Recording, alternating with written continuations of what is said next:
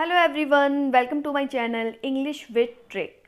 आज हम लोग जो लिटरेचर की फॉर्म को पढ़ने वाले हैं उसका नाम है एलिजी। देखिए, एलिजी को हिंदी में हम कहते हैं शोक गीत। क्या कहते हैं? शोक गीत। अब शोक गीत से आप लोग समझ ही गए होंगे क्या मतलब होता है।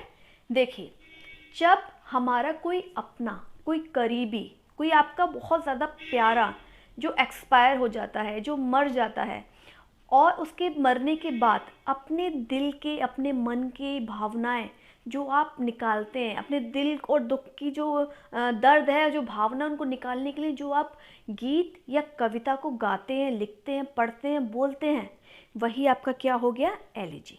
देखिए, एलिजी आपका सॉन्ग भी हो सकता है, पोइम भी हो सकता है। जैसे फॉर एग्जांपल, मानिए आपका कोई बहुत ही नियर डियर हो और वो एक्सपायर हो गया, ठीक है। अब आप बैठे हुए हैं उसकी याद में कि वो ऐसा था, वैसा था, ये था, वो था, और एकदम से आपकी आंखें भरे आती हैं। आंखें भरते भरते एकदम आप कोई गाना सुनने लगते हैं, गाने लगते हैं। जैसे एक वो वाला गाना है ना, हाँ, चिट्ठी न कोई संदेश, जाने वो कौन सा देश, जहाँ तुम चले गए। ठीक है, ये भी क्या है, एक तरीके की एलिजी है। क्यों? क्योंकि इस मूवी में क्या होता है, देखिए चलिए थोड़ा मूवी के एग्जाम्पल से समझाएंगे तो जल्दी समझ में आ जाएगा। इसमें जो काजोल थी, उनकी जो सिस्टर थी वो मर गई थी, है ना। उस सिस्टर की याद में वो गाना गा रही हैं, उनकी बातों को सोच के वो गाना गा रही हैं कि भाई तुम क्यों चली गई हमें छोड़ के। ठीक है, तो ये भी क्या हो गया, आपका एलिजी हो गया। ओके, आई होप थोड़ा बहुत तो समझ में आ गया होगा।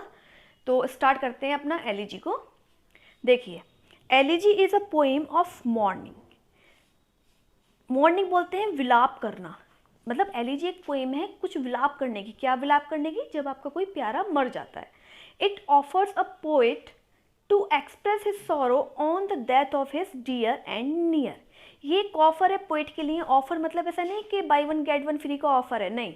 एक पोइट को अपनी भावनाओं को एक्सप्रेस करने का एक तरीका है। जो कौन सा तरीका है? जो अपने दुख को व्यक्त करने का, सॉरो को व्यक्त करने का। क्यों व्यक्त कर रहा है? The death of his dear and near. जो उसका बहुत ही डियर है, प्यारा है, और नियर यानी करीबी है, उसकी डेथ पे क्या अपना दुख व्यक्त करने का एक तरीका ही। जब हम किसी अपने नियर डियर की मृत्यु पर कोई गीत या कोई पोएम गाते हैं, लिखते हैं, बोलते हैं, पढ़ते हैं, वही क्या हो जाता है? हमारा एलिजी हो जाता है। ठीक है। It is a form of poetry in which the poet or speaker expresses his grief, sadness, lamentation or loss. इस पोइम में क्या होता है? ये कैसी पोइट्री है जिसमें द पोइट और द स्पीकर, चाहे वो पोइट हो, पोइट यानी कि कवि, और स्पीकर यानी वो कोई भी हो सकता है। भाई कोई अपने मानो गाना गा रहा है, पोइट नहीं है, वो कविता नहीं कर रहा, वो केवल एक गाना गा रहा है, तो वो भी तो एक एलिजी हो गई ना। जब हम किसी को मरने के बाद याद करते हैं, उसकी याद में कोई गाना गाते हैं, कविता गाते हैं, तो वही हमारी एलिजी हो गई। ठीक है। और जो गा रहा है, बोल रहा है, वो हमारा स्पीकर हो गया। ठीक है, अपने एक्सप्रेस करता है। किस चीज़ को एक्सप्रेस करता है?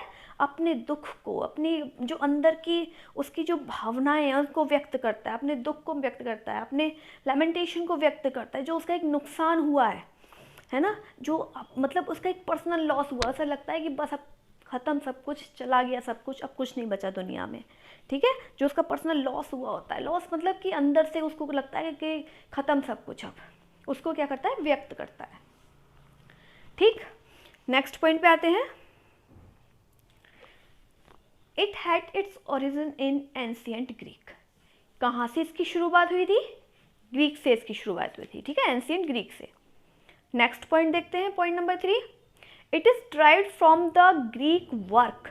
ध्यान से देखिएगा, ग्रीक वर्क है, वर्ड नहीं है। Elegos, which means a song of grief sung alone with a flute. देखिए, ये एक वर्क था, ग्रीक वर्क एलेगस, वहाँ से ये क्या हुआ, इसकी फॉर्म आई। ठीक है, ए सॉन्ग ऑफ ग्रीफ, जिसका क्या मतलब है?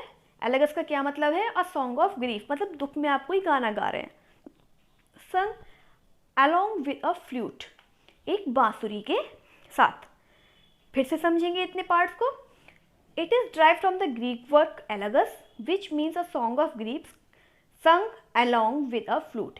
ये क्या है? ये ग्रीक वर्क एलेगस से आया है, जिसका मतलब होता है आप एक गाना गा रहे हैं बांसुरी के साथ, तो बहुत ही दुख व्यक्त कर रहे हैं गाना गा के। अच्छा, ये जो एलेगस है, derived from the Greek word, देखिए यहाँ वर्ड है एलेगस, ठीक है, यहाँ पे यू था, यहाँ पे ओ है, जिसका जो मीन्स होता है उसका होता है सॉन्ग ऑफ मॉर्निंग, है ना। देखिए क्या मतलब हो गया इसका कि जो एलेगस वर्ड है ये कहाँ से आया है, ये एलेगस से आया है, जिसका मतलब होता है सॉन्ग ऑफ मॉर्निंग, मतलब किसी के विलाप में गाए जाने वाला कोई गीत, यानी किसी को याद करके किसी के विलाप में रो के धो के गाया जाने वाला जो गीत होता है वही क्या होता है, हमारा एलिजी होता है।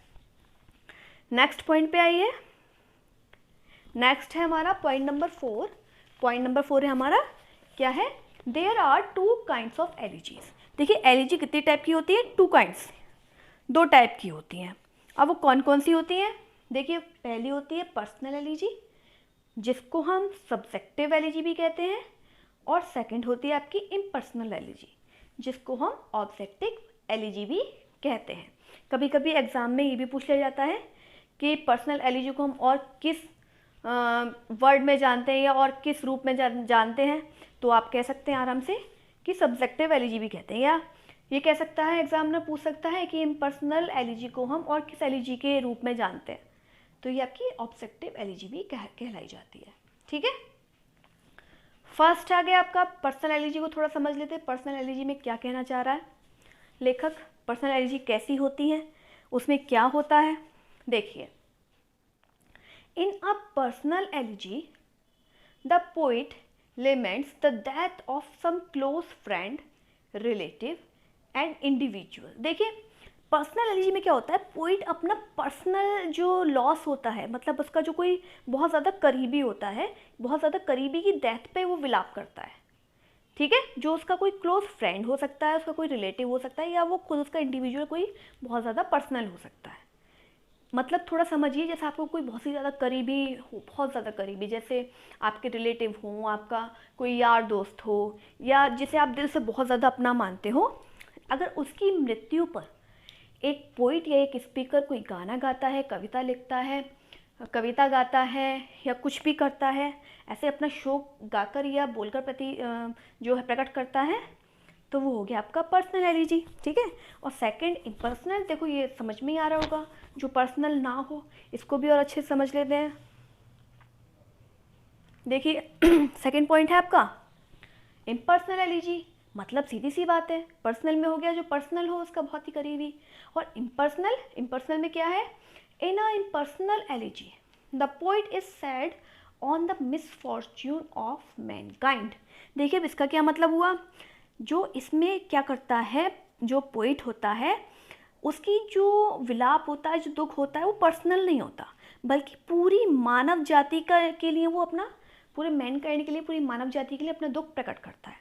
और वो कैसे प्रकट करता है, देखिए माने कोई बहुत ज़्यादा, आप लोगों ने देखा होगा न्यूज़ व्यूज़ पे भी आजकल काफ़ी चल रहा है कि इधर बाढ़ आ गई, उधर बाढ़ आ गई, ये हो गया, भूस्खलन हो गया, है ना, ये इतने लोग वहाँ फंसे हुए हैं, ये फंसे हुए हैं। तो जब उन चीज़ों को देखकर, पूरी मानव जाति को देखकर, जब कोई पोइट या कोई भी अपना दुख प्रकट करता है, बोलता है, गाता है, किसी कविता के रूप में या किसी गीत के रूप में, वही क्या हो गया आपका इम्पर्सनल एलिजी हो गया, ठीक है।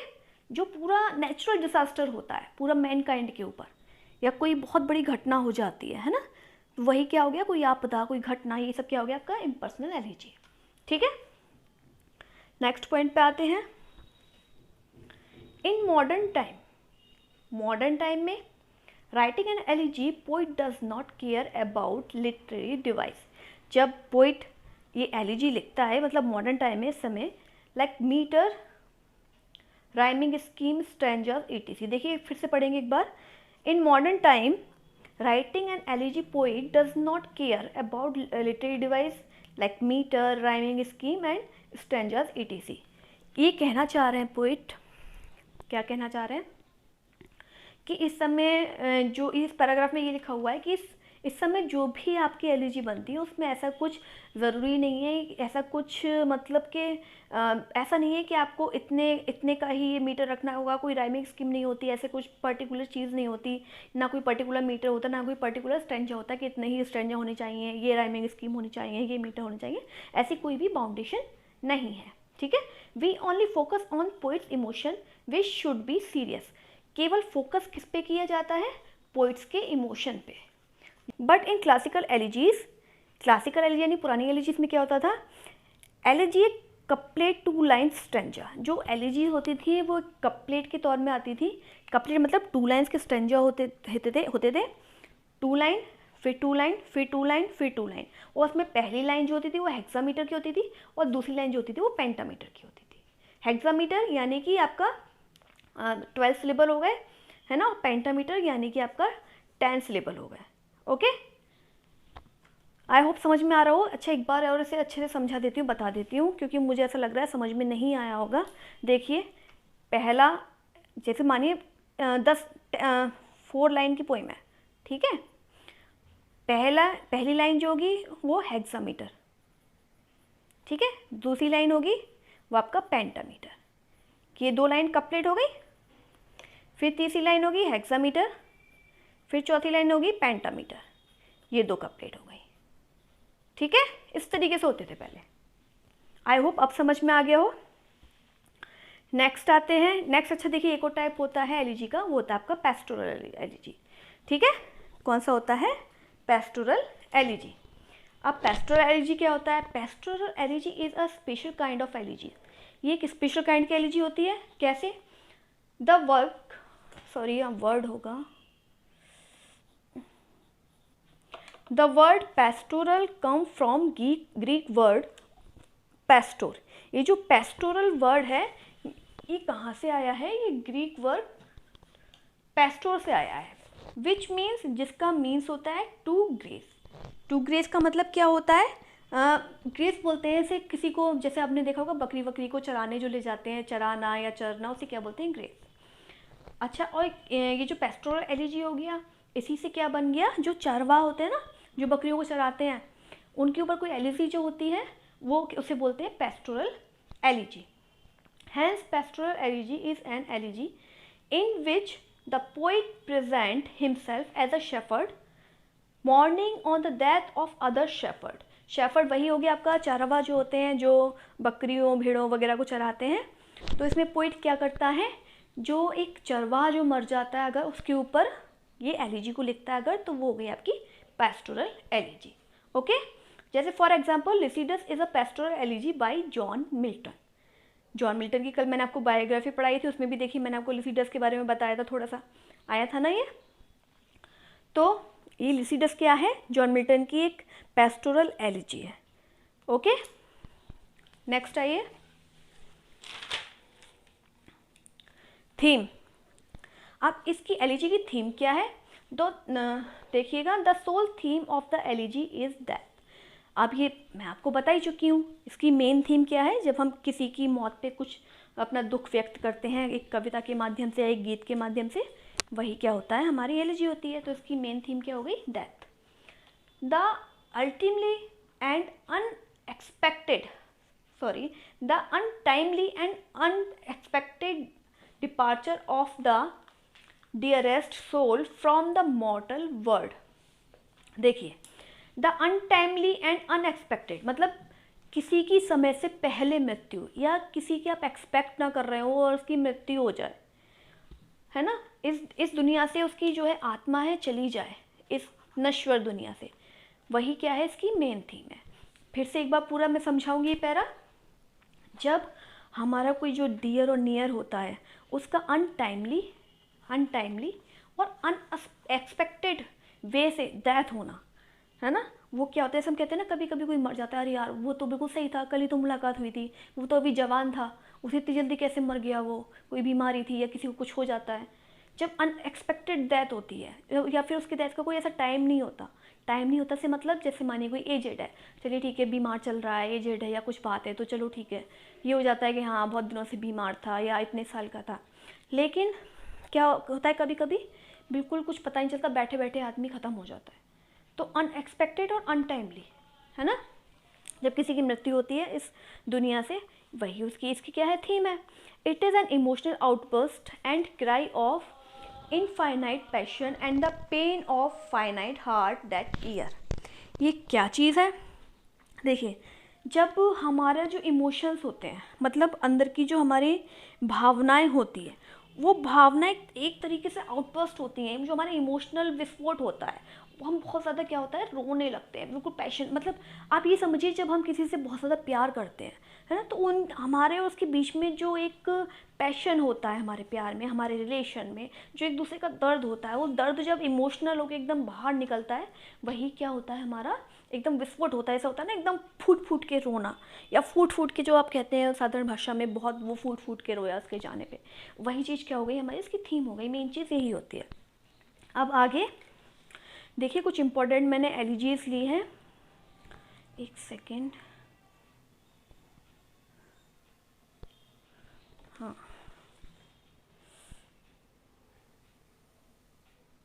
देखिए, यहाँ पे मैंने कुछ इंपॉर्टेंट एलिजीज लिखी हैं, और उन एलिजीज को किस पोइट ने लिखा है वो लिखा है, और इस पोइट ने जो एलिजीज लिखी है किसकी डेथ होने पे लिखी है, वो चीज़ यहाँ मैंने मेंशन की है, प्लस यहाँ पे मैंने ट्रिक आपको बताई है।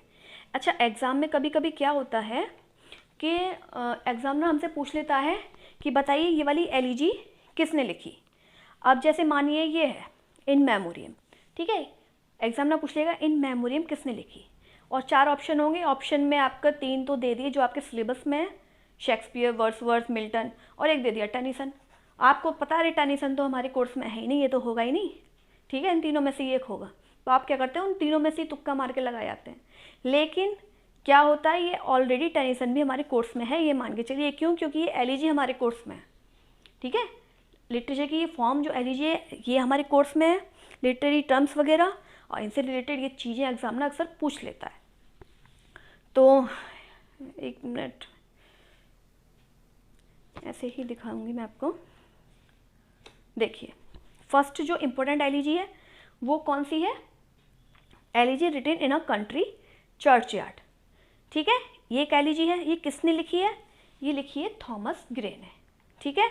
अब किसकी डेथ पे लिखी है, देखिए ये जो एलिजी है ये थॉमस ग्रे एक चर्चयार्ड में जाते हैं, चर्चयार्ड मतलब कि जो कब्रिस्तान होता है ना चर्च का, वहाँ जाते हैं और वहाँ पे जाके गहरी सोच में पड़ जाते हैं और देखते हैं कितने सारे लोग दफन है, जो पुअर लोग हैं, गरीब लोग हैं, जो कितने सारे दफन है, मतलब इसी सोच में रहते हैं, तो उनको पुअर कंट्री डिस्ट्रिक्ट की याद आती है और वो ये एलिजी को लिख देते हैं।